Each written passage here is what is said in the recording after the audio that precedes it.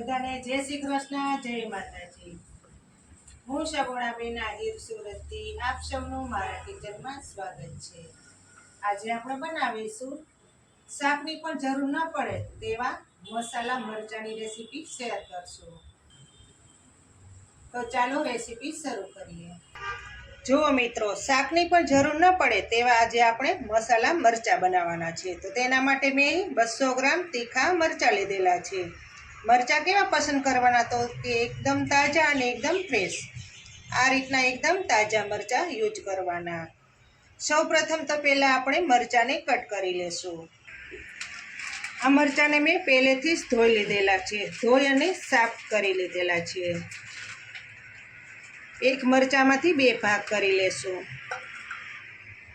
આ રીતના બધાય મરચાંના ફાડા કરી લેશું।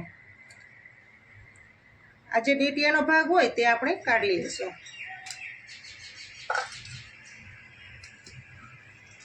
એક મરચાંમાંથી આપણે 2 ભાગ કરીશું।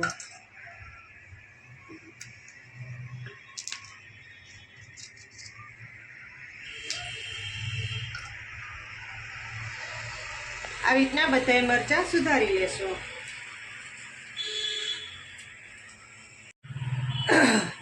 જો આ રીતના બધાય મરચાંના ફાડા થઈ ગયા છે। જે મરચાંની અંદર નસ હોય તે આપણે નહીં કાઢીએ, તે મરચાંમાં જ રાખીશું। કારણ કે નસ કાઢી લેશું તો મરચાંની મીઠાશ નીકળી જશે। નસ હોય તો જ આપણે મરચાંનો ટેસ્ટ વધારે આવે છે। જો બધાય મરચાં આ રીતના ફાડા થઈ ગયા છે તો મરચાંને સાઈડ પર મૂકી દેશું।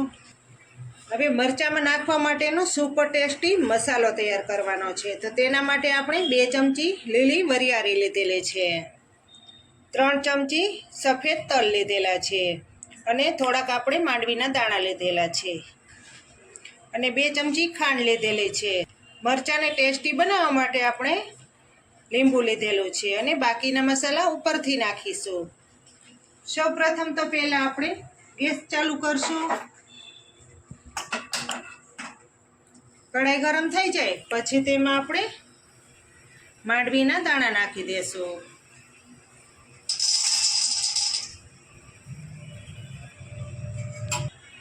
દાણાને થોડીક વાર શેકવા દેશું।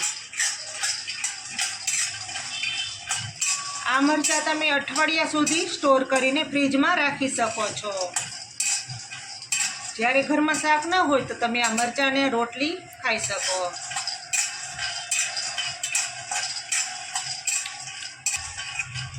જે લોકો મરચાંનો સંભારો નહીં ખાતા હોય તે આ મસાલા મરચાં અવશ્ય ખાશે, કારણ કે સ્વાદ જ અનોખો હોય છે આ મસાલા મરચાંનો। જુઓ, દાણામાં ચમકી પડી ગઈ છે, બધા દાણામાં ચમકી પડી જવી જોઈએ, જેથી કરીને દાણામાં મોચરનો ભાગ બળી જાય। હવે તેની સાથે જ આપણે 2 ચમચી વરિયાળી નાખી દેશું, તેને પણ સરસ રીતે શેકી લેશું। હવે તેમની સાથે 3 ચમચી સફેદ તલ નાખી દેશું। આ બધી વસ્તુને સરસ રીતે શેકી લેશું।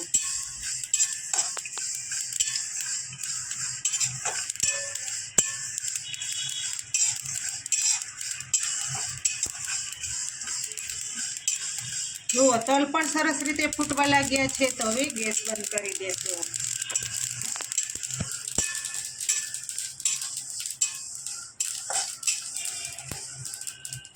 બધા મસાલાને ઠંડા કરવાના છે, પછી તેનો અધકચરો પાવડર તૈયાર કરવાનો છે।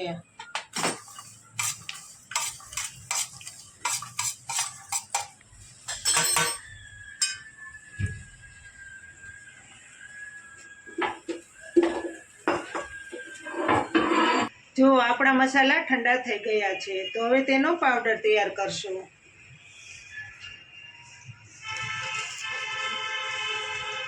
વધારે એકદમ ઝીણો પાવડર નથી કરવાનો।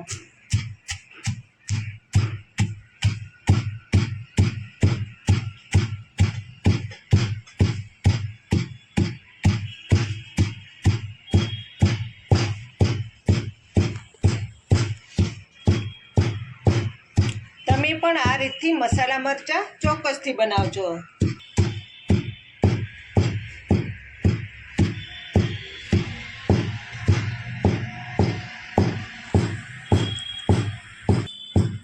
અત્યારે તો બાયુને મિક્સર આવી ગયા એટલે ખાણી દસ્તેથી ખાંડવામાં તકલીફ પડે છે. જુઓ આ રીતનો પાવડર તૈયાર કરવાનો. અધકચરો કઢાઈ ગરમ થઈ જાય પછી તેમાં આપણે 1 પાવરું તેલ નાખીશું.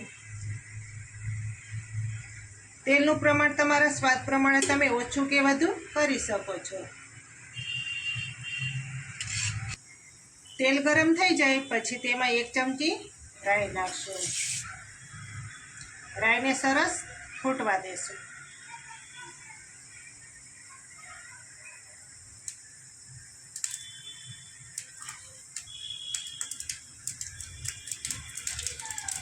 જુઓ આપણી રાઈ સરસ ફૂટી ગઈ છે તો તેમાં 1 ચમચી આખું જીરું નાખશું.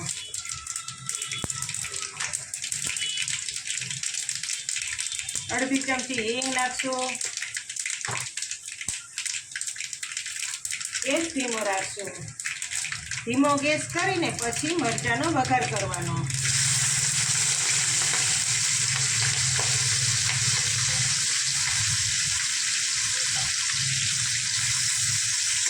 એ મરચાંને ફેરવી લેશું.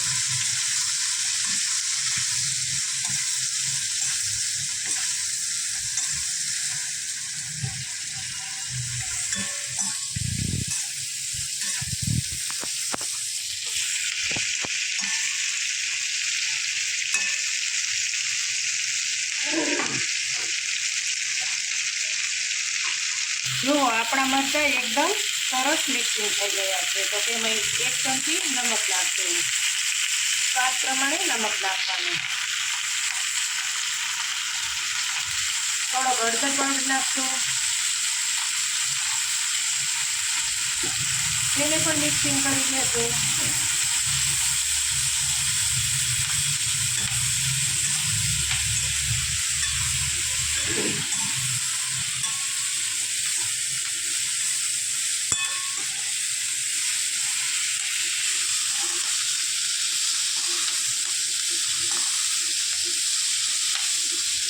આપણે મરચાંને વધારે નથી પાકવા દેવાના.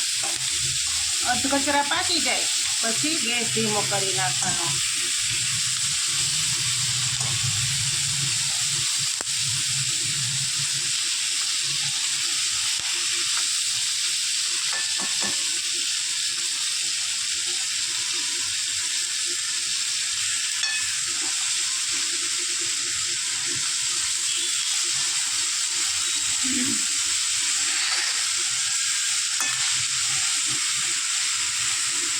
આ મસાલા મરચાં તમે ગમે તેની સાથે ખાઈ શકો.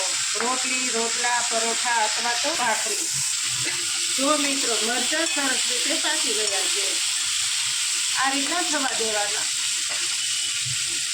તેમાં આપણે હવે અધકચરો પાવડર નાખીશું.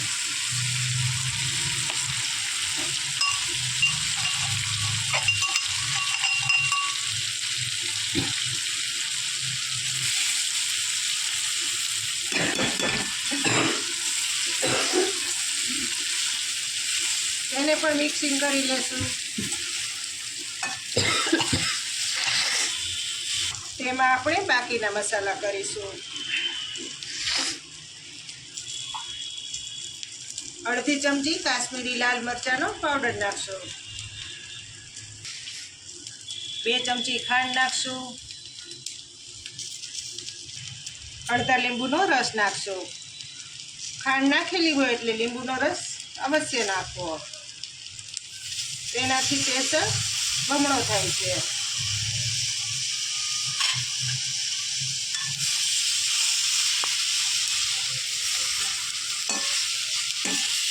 હવે મિક્સિંગ કરી લેશું.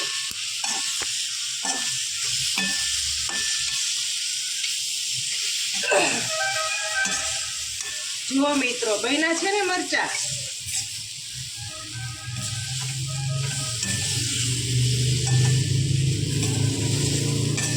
જુઓ મિત્રો બન્યા છે ને મરચાં.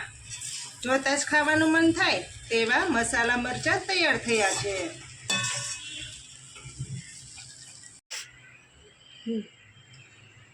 હવે ગરમા ગરમ મરચાં સર્વ કરશું.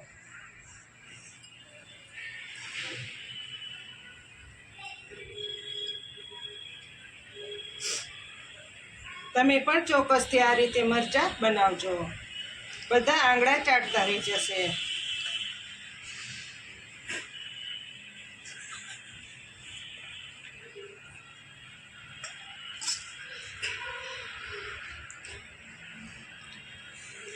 તો તૈયાર થઈ ગયા છે મિત્રો, શાકની પણ જરૂર ન પડે તેવા મસાલા મરચાં. તમને જો આ મસાલા મરચાંની રેસીપી સારી લાગે તો મારી ચેનલને લાઇક, શેર અને સબસ્ક્રાઈબ કરવાનું બિલકુલ ન ભૂલતા, જેથી કરીને આવનારી દરેક નવી નવી રેસીપીઓ તમે સૌથી પહેલાં જોઈ શકો. તો ફરી મળીશું એક નવી રેસીપી સાથે. ત્યાં સુધી જય શ્રી કૃષ્ણ, જય માતાજી. અને તમે આ રીતથી અવશ્ય બનાવજો, બધા માગીને ખાશે.